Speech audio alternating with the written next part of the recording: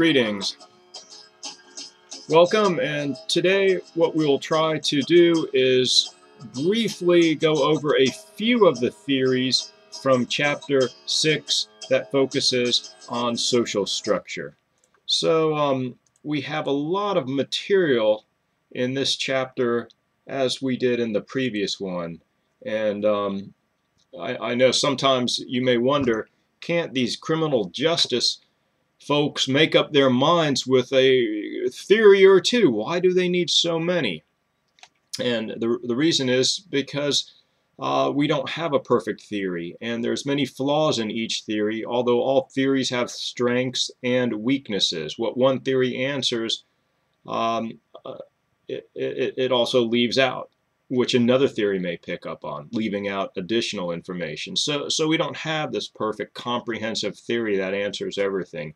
We'll leave that for the physicists who argue about a theory for everything, and we'll focus on criminal justice, trying to begin to theorize about crime, but then we'll need to focus eventually on how these theories apply successfully and not to more specific crimes. Here in this chapter, we really start with an analysis of a crime using the work of Emil Durkheim, famous sociologist, the rock star of sociology, if you will, one of them, I should say. And he believed that crime was normal and was in fact necessary for society, so society could figure out how to define a crime, to set up the boundaries, to understand what would be considered criminal, what would be considered non-criminal, what the punishment should be for certain criminal behaviors, recognizing that there always will be crime, like it or not. And within this approach, we begin to see that the social structure of a society, how societies are organized, relates to different crime aspects and crime rates. For example, we notice that socioeconomic status is related to crime, both in perpetration and in victimization. And part of that may be due to the ways that we construct what is considered criminal and what is not. You don't find a whole bunch of poor people poisoning our water, dumping oil into the ocean, dumping toxic wastes into the reservoir, and trading in illegal stocks and bonds and things of that nature.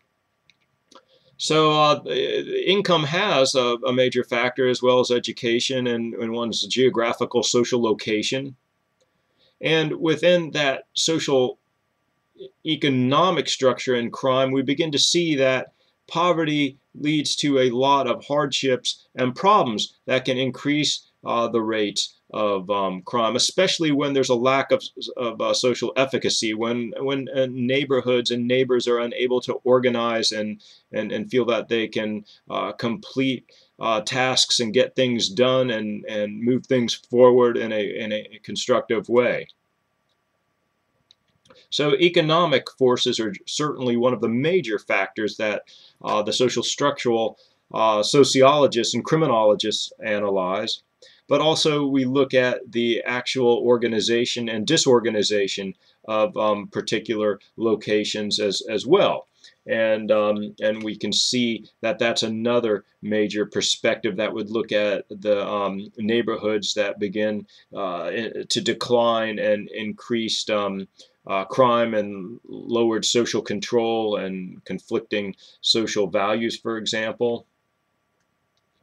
And we have seen that one of the interesting features with our economic downturn is we've seen crime increases in areas where there's been higher rates of mortgage foreclosures. So now you see the banking industry is actually related to crime rates. And this is relevant to taking into consideration as well when we think about policy and how we want to decrease crime.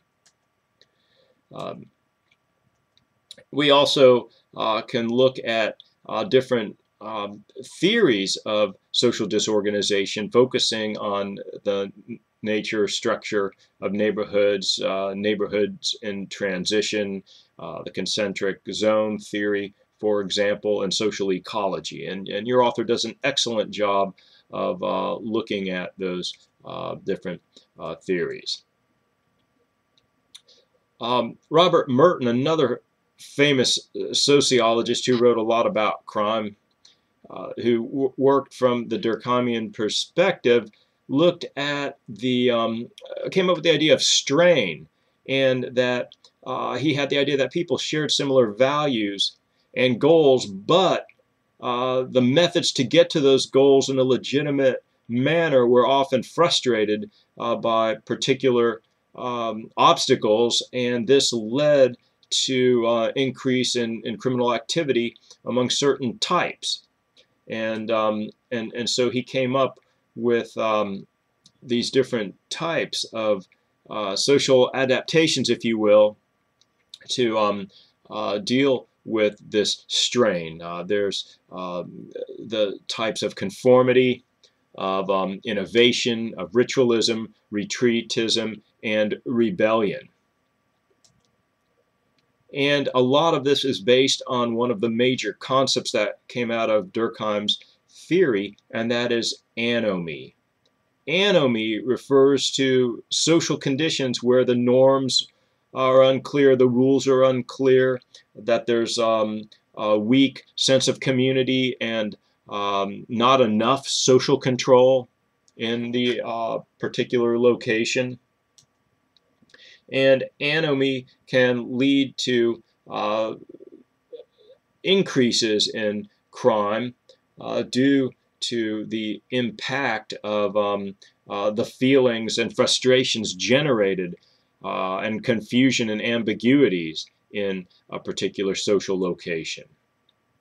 And this leads to the whole idea that we have societal, social, if you will, stress. And we'll get into that in another section.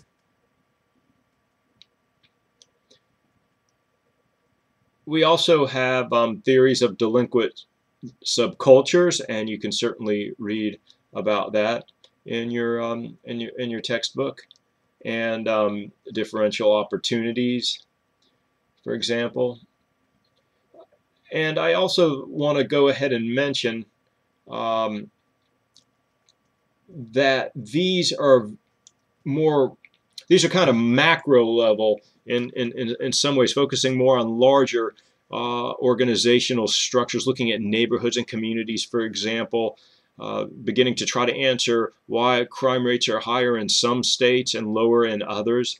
And that will be addressed in the next section with the State Stress Index research. Thank you.